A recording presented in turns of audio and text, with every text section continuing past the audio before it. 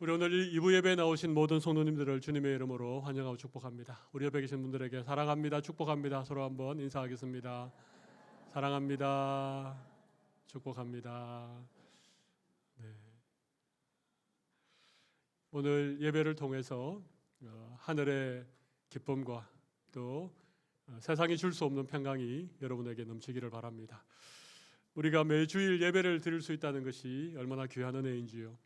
예배를 통해서 다시 우리의 좀 분주하고 또 세상에 가득 차 있는 그런 마음들을 좀 내려놓고 하나님께 집중하고 또 하나님의 말씀을 통해서 우리의 삶의 방향들을 새롭게 생각해 볼 수 있는 그런 시간들을 가진다는 것이 참 의미 있는 일이라고 생각합니다.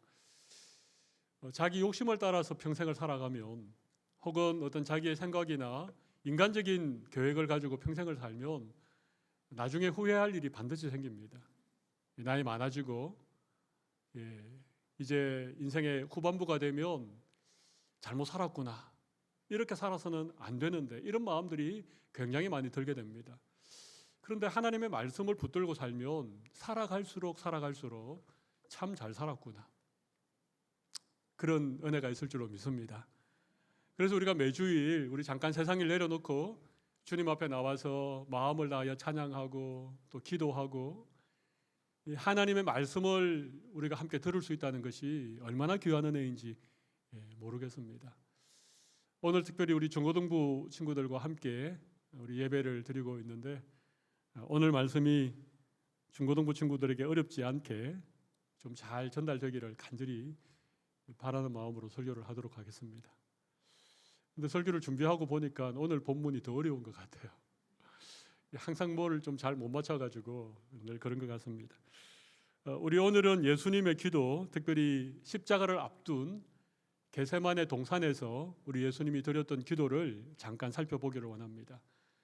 그리고 예수님의 기도 가운데 우리가 좀 본받고 배워야 될 그런 부분은 무엇인가, 또 우리가 도무지 본받을 수 없는 그런 예수님께서만 드릴 수 있는 기도의 모습이 무엇인가, 이런 점들을 좀 함께 나누어 생각해 보기를 원합니다. 예수님은 기도의 사람이었죠. 예수님은 기도의 사람이셨습니다. 그 말은 예수님이 늘 기도하셨다는 말입니다. 한번 생각해 보시죠. 예수님은 기도하지 않으셔도 충분히 능력도 있으시고, 기도하지 않으셔도 하나님의 마음을 누구보다도 잘 아는 분이 예수님이셨습니다. 그럼에도 불구하고 예수님은 늘 기도하셨습니다. 예수님이 공생애를 시작하기 직전에 40일 동안 광야에 나가셔서 아무것도 드시지 않고 계셨는데, 아무것도 먹지 않고 광야에서 무엇 하셨겠습니까? 기도하셨습니다. 기도로 공생애를 시작하셨던 예수님이십니다. 새벽 미명, 아직 어두운 시간에 예수님은 따로 한적한 곳에 가셔서 기도하는 일을 늘 하셨습니다. 늦은 밤 제자들이 잠든 사이에 또 동산으로 가서 밤을 지새워가며 기도하셨던 분이 예수님이셨습니다. 특별히 12명의 제자를 세우시기 전날은 예수님이 철야기도 하셨습니다. 밤새도록 기도하시고 12명의 제자를 세우셨지요. 이처럼 예수님은 중요한 일을 앞둘 때에 기도하셨습니다. 어떤 어려운 일이 앞에 있을 때에도 기도하셨습니다. 아니, 꼭 중요한 일이 있거나 어려운 일이 있을 때만 기도하신 것이 아니라 예수님의 삶 자체가 늘 기도하는 삶이었습니다. 시간만 되면, 또 없는 시간을 만들어서라도 그렇게 기도하셨다는 것입니다. 기도를 얼마나 많이 하고 계십니까? 믿음 생활은 기도 생활입니다. 우리가 기도를 얼마나 주님 앞에 드리고 있느냐, 그것이 우리 믿음을 결정하는 것입니다. 기도를 많이 하는 것도 중요하지만 제대로 하나님께 기도할 수 있으면 그것이 우리의 믿음을 결정한다는 말입니다. 기도가 굉장히 중요합니다. 오늘 저는 여러분들이 예수님의 기도를 좀 본받았으면 좋겠습니다. 예수님께서 드리는 기도를 우리가 좀 보고 배웠으면 좋겠습니다. 예수님 어떤 기도를 드렸습니까?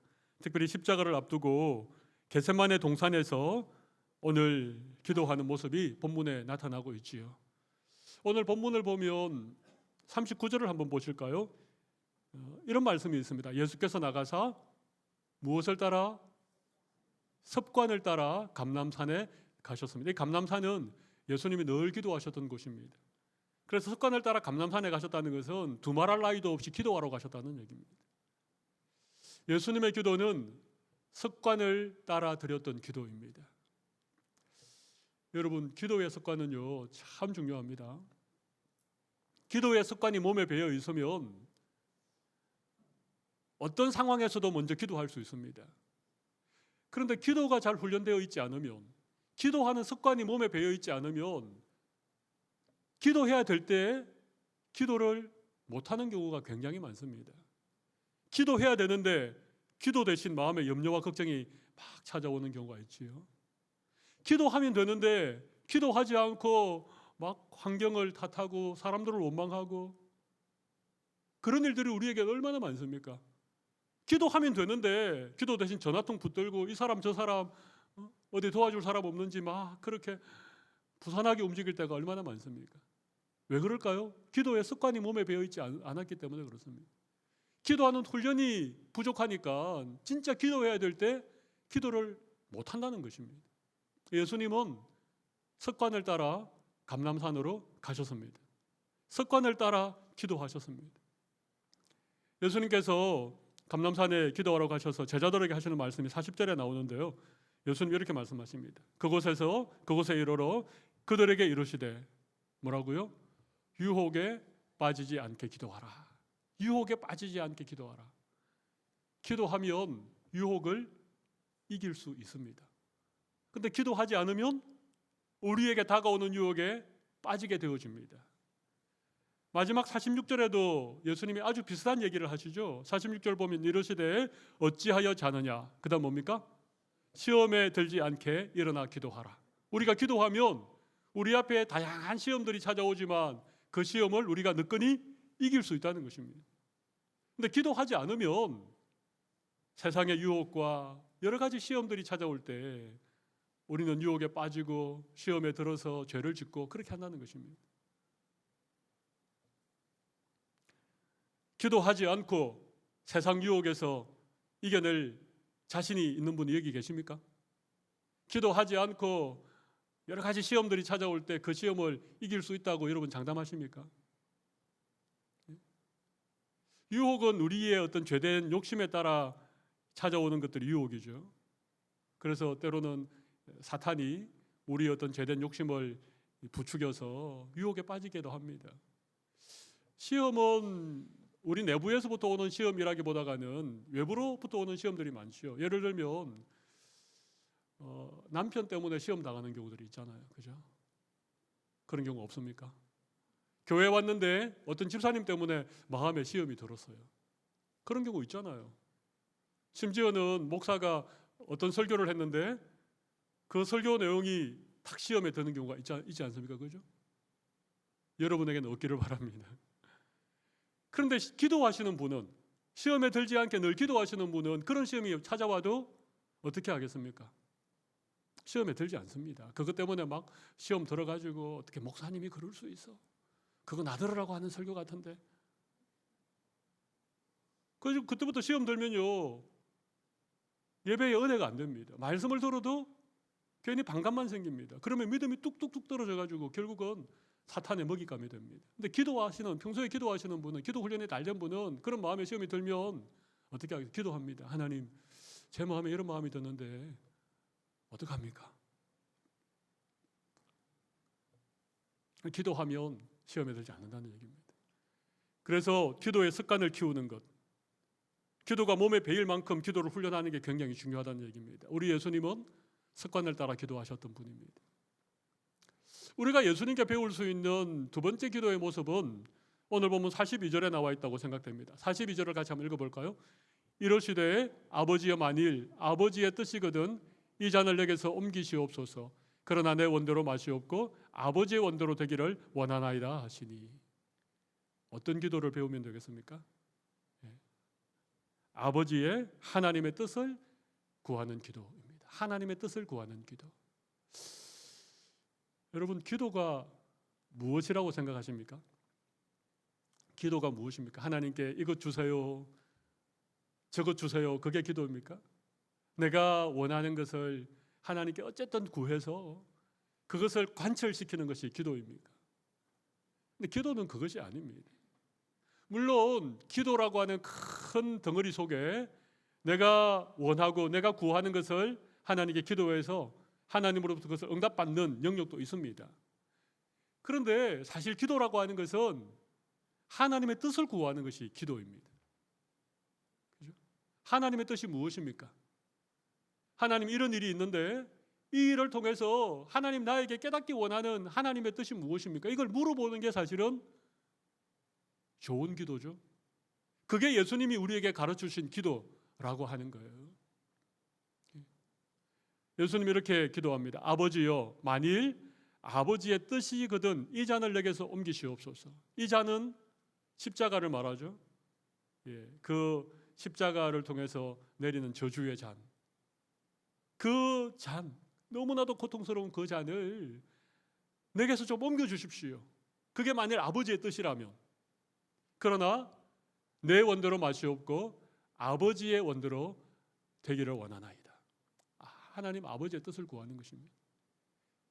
예수님이 보여주시던 기도는요, 자기의 의지를 관철시키고 자기의 요구를 그냥 강청하는 그런 기도가 아니라 오히려 할 수 있으면 이 잔이 내게서 지나가기를 원하지만 그러나 나의 원대로 마시옵고 아버지의 원대로 되기를 원합니다. 하나님의 뜻을 구하는 기도. 이것을 저는 자기를 포기하고 하나님께 순종하는 기도, 그렇게 표현하고 싶습니다. 뭐라고요? 자기를 포기하고 하나님께 순종하는 기도입니다. 기도는 바로 그것입니다. 자기를 내려놓는, 나를 포기하는, 그리고 하나님의 뜻에 순종하기를 결단하는, 이것이 예수님이 보이신 기도인 것이지요. 어떻습니까? 우리가 기도하는 그런 우리의 기도를 한번 생각해 보십시오. 여기 계신 분들이 기도는 다 하시죠? 물론 더 많이 하고 더 작게 하고의 차이는 있을 겁니다. 그죠? 여러분 다 기도하시는데, 정말 밥 먹을 때라도 기도를 하시는데, 여러분이 드리는 기도의 내용과 오늘 예수님이 이 겟세마네 동산에서 십자가를 앞두고 드렸던 기도와 한번 비교해 보시기 바랍니다. 나는 어떤 기도를 주로 드리고 있었는지, 그리고 예수님의 기도를 통해서 좀 배우시기를 바랍니다. 기도는 내 뜻을 관철시키고 내 요구를 하나님 앞에 강청하는 그런 기도뿐만 아니라 오히려 하나님의 뜻을 구하고 나를 내려놓고 하나님의 뜻에 순종하려고 하는 이런 결단이 하나님이 기뻐하시는 기도라고 하는 사실입니다. 오늘 예배하는 우리 모든 성도들도 하나님께 그의 뜻을 구하는 기도를 드릴 수 있는 그런 여러분들이 다 되시기를 바랍니다. 그렇게 기도하면 기도가 짧지 않습니다. 그죠? 내가 달라는 것만 기도하면 기도할 게 별로 없지 않습니까? 내가 달라는 거 다 기도하고 나면 그 다음에 하나님께 할 말이 없어가지고 그냥 기도 끝하고 기도를 마쳐야 되지 않습니까? 근데 하나님의 뜻을 구하는 기도를 하기 시작하면 기도가 깊어지고 기도가 길어집니다. 기도하면 할수록 기도할 내용들이 더 많아집니다. 그래서 어느 순간 기도하는 어느 순간 그냥 세상과 나는 간곳 없고 구속한 주님만 보이는, 주님과 깊은 기도의 자리에 들어가게 됩니다. 이것을 영적인 교제라고 합니다. 기도를 하나님과의 대화라고 하는 이유는 바로 여기에 있습니다. 하나님과 마치 대화하듯 그분의 마음을 헤아리고 그분의 뜻을 구하면서 내 마음에 있는 모든 것들을 올려놓을 수 있는 그런 기도를 우리가 들을 수 있다는 것입니다. 예수님의 기도를 통해서 하나님의 뜻을 구하는 기도를 배울 수 있는 여러분들이 다 되시기를 바랍니다.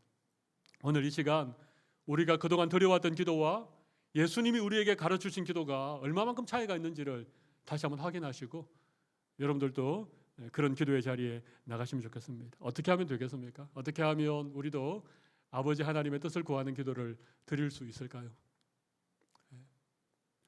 여러분 기도할 때 좀 의도적으로 여러분의 기도를 좀 두 부분으로 나누어 보십시오. 두 부분으로. 하나는 필요한 것을 먼저 구해 보십시오.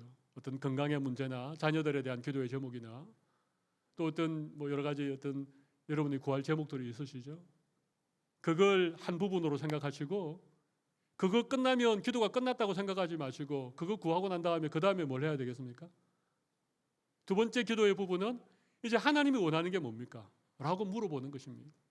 제가 오늘 하나님께 기도하는데 먼저 제 필요를 하나님께 구했는데 이제 하나님 저에게 원하시는 게 뭡니까? 저를 향한 하나님의 뜻이 무엇입니까? 반드시 그 두 번째 부분을 여러분의 기도에 포함시켜 보십시오. 오늘 당장 어떤 기도를 드리든지 아침에 일어나서 드리는 기도든지 밥을 먹을 때 드리는 감사의 기도든지 새벽에 나와서 기도할 때든지 언제 드리는 기도라도 여러분의 기도 속에 내가 원하는 것을 간구하는 그런 한 부분과 하나님의 뜻이 무엇입니까? 물어보는 두 부분으로 나누어서 기도를 해보십시오. 이렇게 실천하기 시작하면 우리의 기도가 점점 예수님의 기도를 닮아갈 것입니다. 우리의 기도가 점점 예수님의 기도처럼 깊어질 것입니다. 그리고 진짜 우리의 기도가 하나님과 영적으로 교제하고 대화하는 그런 기도로 발전하게 되리라고 믿습니다. 이런 기도를 드릴 수 있는 여러분들이 다 되시면 좋겠습니다. 근데 오늘 제가 진짜 여러분들과 나누고 싶은 것은 세 번째 부분입니다. 이 예수님의 기도의 이 세 번째 부분은 사실 우리가 따라 할 수 없는 우리의 기도와는 좀 다른 기도를 예수님께서 드렸었는데요. 특별히 오늘 본문 44절에 보면 예수께서 힘쓰고 애써 더욱 간절히 기도하시니 땀이 땅에 떨어지는 핏방울같이 되더라. 예수님의 기도가 얼마나 간절하고 얼마나 힘써서 기도했으면 땀이 땅에 떨어지는 핏방울처럼 되었습니다. 예수님이 땀을 흘리신 것일까요? 피를 흘리신 것일까요? 여기에는 의견이 분분합니다. 어떤 신학자들은 예수님이 너무 애써서 기도하니까 모세혈관이 터져서 그것이 땀샘을 통해서 이렇게 흘러나왔다. 그렇게 해석하는 분이 계십니다. 저는 그것도 가능하리라고 생각합니다. 근데 이 본문을 잘 읽어보면 땀이 땅에 떨어지는 핏방울 같이 핏방울이 되었다는 말입니까? 핏방울처럼 되었다는 얘기입니다. 그죠? 그러니까 사실 이건 여러분 땀을 흘리면 땀이 그냥 송골송골 맺혀서 그냥 이렇게 이마에 주르륵 흘러내리는 정도인데 피는 나면 어떻습니까? 피는 뚝뚝뚝뚝 떨어집니다. 근데 예수님이 너무 간절히 기도하시니까 그냥 땀이 송골송골 맺혀서 그냥 이마를 타고 뺨을 타고 흐르는 정도가 아니라 막 핏방울이 떨어지듯이 땅에 두둑 두둑 떨어졌다는 얘기입니다. 그 정도로 혼신을 다해서 애써서 힘써서 간절하게 기도했다는 얘기입니다. 히브리서 5장 7절 말씀 보면 이런 말씀이 있습니다. 그가 육체에 계실 때에 자기를 죽음에서 능히 구원하실 이에게 어떻게 기도했다고요? 심한 통곡과 눈물로 간구와 소원을 올렸다. 그러니까 예수님의 기도는 심한 통곡과 눈물의 기도였습니다. 땀을 흘릴 뿐만 아니라 눈물을 쏟으시면서 기도했는데 그냥 눈물 흘릴 정도가 아니라 통곡이라는 말은 뭡니까? 막 부르짖듯이 기도했다는 것입니다. 우리 통성기도할 때 좀 크게 부르짖는 기도 드리죠. 근데 심한 통곡으로 했다는 말은요. 그리고 예수님이 기도하실 때 예수님의 마음을 표현한 것이 있는데 마가복음 14장 34절을 보십시오. 우리 예수님이 겟세마네로 올라가시면서 제자들에게 이런 얘기를 합니다. 내 마음이 심히 고민하여 죽게 되었으니 너희는 여기 머물러 깨어 있어라. 예수님의 마음이 어떻다고요? 심히 고민하여 죽게 되었다. 그렇게 말씀하십니다. 예수님의 마음이 너무너무 고민스러워서 죽게 되었다. 우리도 가끔 죽게 되었다는 얘기를 하죠. 그죠? 배고파서 죽겠다. 뭐 그렇게 얘기도 하고. 네. 화가 나서 죽겠다. 뭐 이런 얘기도 하는데. 예수님도 우리가 쓰는 표현처럼 그렇게 죽겠다고 하신 것이 저는 아니라고 생각합니다. 예수님이 지금 내 마음이 심히 고민하여 죽게 되었다 이 말은요. 예수님이 정말 죽을 만큼 그런 마음의 고뇌가 있다는 것입니다. 그렇게 죽을 만큼 마음의 고민이 있으니까 땀이 땅에 떨어지는 핏방울처럼 되기까지 힘쓰고 애쓰고 또 간절하게 기도하셨고 심한 눈물과 심한 턱국과 눈물로 하나님께 기도한 거예요. 왜 이렇게 기도하셨을까요? 십자가를 앞에 놓고 왜 예수님께서 마음이 고민하여 죽게 되었고 심한 통곡과 눈물로 기도하셨고 힘쓰고 애써 더욱 간절히 기도하실 때에 땀이 핏방울처럼 되기까지 그렇게 기도하셨을까요? 십자가가 너무나 두려웠기 때문에 그랬을까요? 물론 십자가의 고통은 우리가 상상할 수 없는 그런 고통입니다. 근데 여러분, 예수님의 제자 중에 수제자였던 베드로는 어떻게 순교를 했지요? 들려오는 전설에 의하면 십자가에 거꾸로 매달려서 죽었습니다. 나는 예수님처럼 십자가에 바로 매달려 죽을 수는 없다. 저를 거꾸로 매달아 주십시오. 얼마나 용감합니까? 그죠? 서머나라고 하는 지역의 교부였던 폴리갑이라고 하는 분이 계십니다. 그분은 86세 때에 순교를 당하셨는데 화형을 당했습니다. 네가 한 번이라도 예수님을 부인하면 너를 풀어주겠다.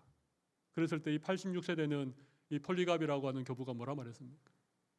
예수님은 지난 86년 동안 한 번도 나를 모른다고 한 일이 없는데 제가 어떻게 예수님을 부인하겠습니까? 그리고 의연히 그 화형대에 올라갔습니다.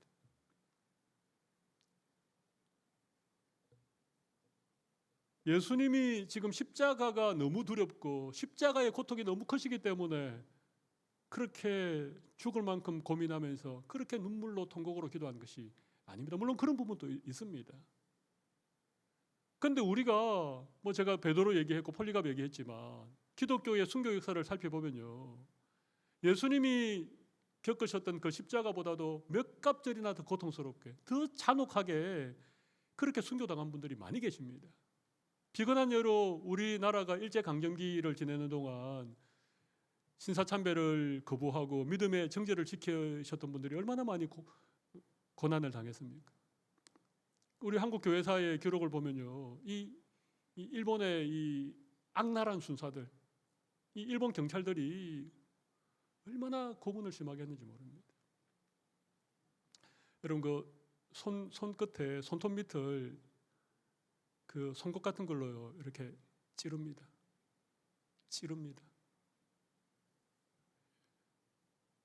나와는 상관없는 얘기여서 그냥 무덤덤하십니까? 손톱 밑에 가시가 박혔다고 생각해 보시죠. 그게 얼마나 시리고 아픕니까? 그런데 이 손톱 밑에 송곳 같은 걸로 찌르면서 고문을 하는 겁니다. 예수님을 부인하면 살려주겠다고. 그것으로 끝이 아닙니다. 손톱을 빼는데 말이죠. 이걸 그냥 그 벤치 같은 걸로 한 번에 확 빼는 게 아니고요. 이걸 손톱을 들었다 놨다 하면서 뺀답니다. 그럴 때는 그냥 손가락이 그냥 5개만 있으면 좋은데 우리 손가락이 10개 아닙니까? 근데 그렇게 극심한 고문을 하는데도 많은 분들이 예수님을 끝까지 믿는 믿음을 지키고 순교를 당하셨다는 거예요. 그렇게 생각해 보면 예수님이 그냥 십자가의 그 고통 때문에 지금 이렇게 죽을 만큼 그렇게 고뇌하면서 기도하시는 것이 아닙니다. 3가지 이유가 있습니다. 예수님이 이렇게 기도하셨던, 힘써서 더욱 간절히 기도하셨던 3가지 이유. 첫 번째는요, 인간으로서의 고뇌 때문에 그래요. 인간으로서의 고뇌. 예수님은 우리와 똑같은 인간의 몸을 입으신 분이십니다. 우리와 똑같이 연약함을 가지셨고 아픔과 배고픔과 눈물을 느끼시는, 그래서 예수님은 십자가를 앞에 놓고 두려우셨던 겁니다. 그 십자가의 고통이 예수님이라도 피하고 싶은 그런 마음이 예수님에게 있었던 것입니다. 인간으로서의 고뇌 때문에 예수님이 그렇게 기도하신 거예요. 두 번째는요, 메시아로서의 고뇌 때문에 그랬습니다. 메시아로서의 고뇌 때문에 그랬습니다. 여러분, 십자가가 무엇입니까? 십자가는 하나님께서 우리를 구원하기 위해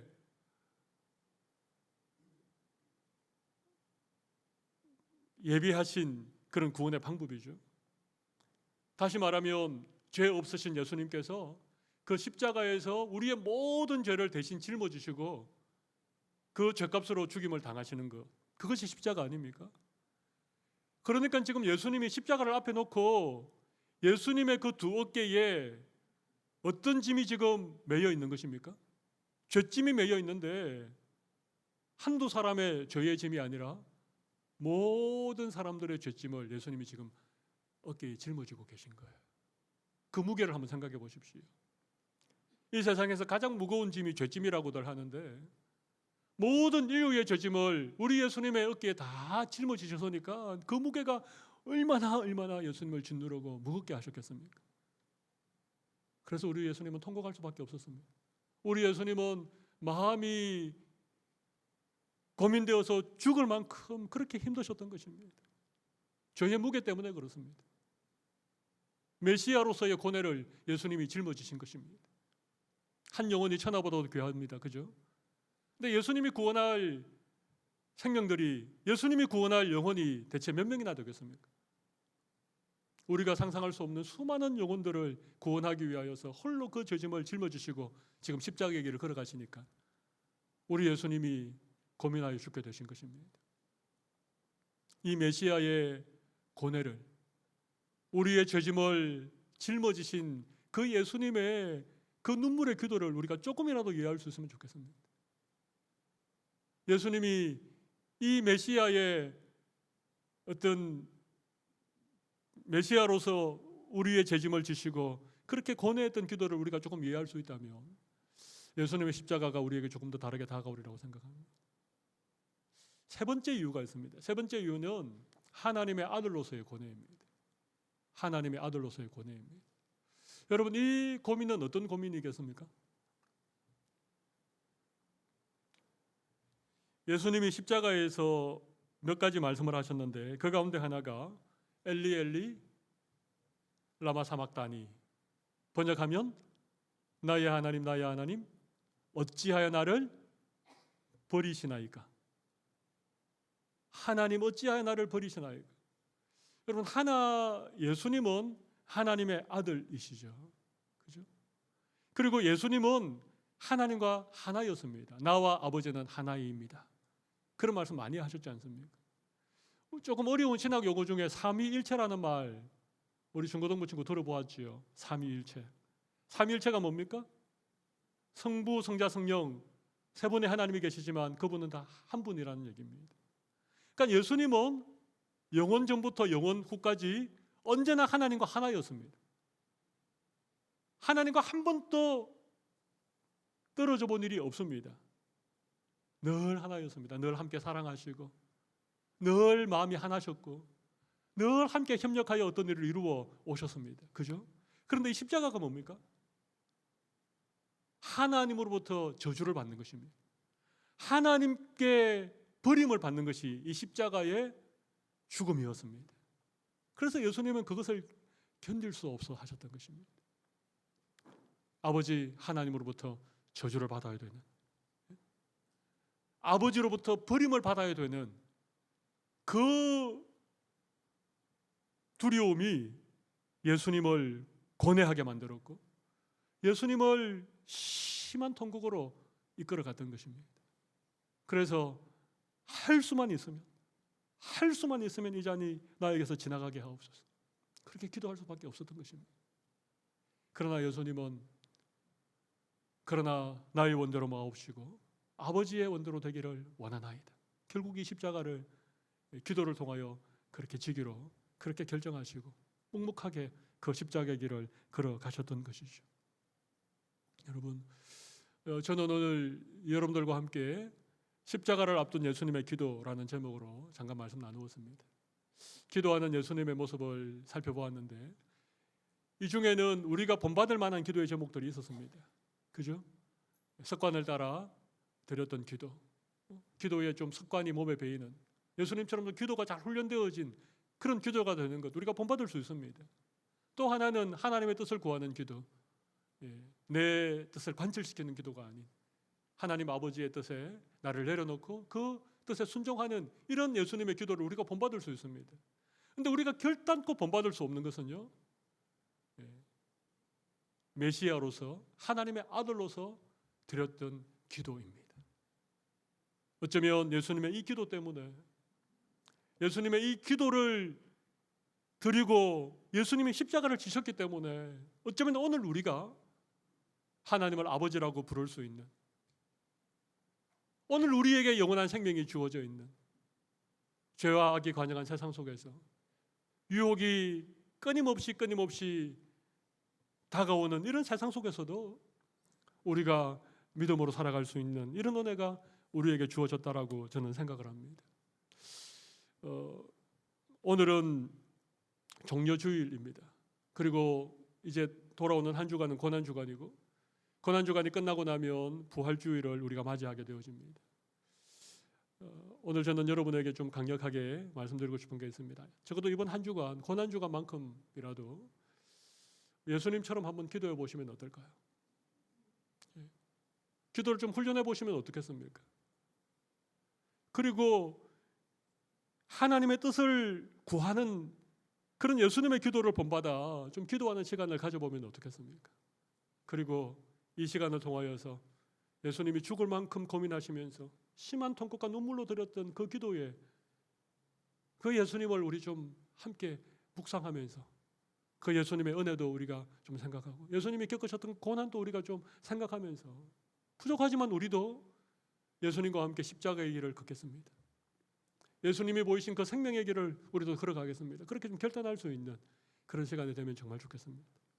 이번 한 주간 화요일부터 화수목금 나흘 동안 우리 매일 아침 5시 30분에 우리 이 자리에서 우리 고난주간 특별 새벽 기도에 모이도록 하겠습니다.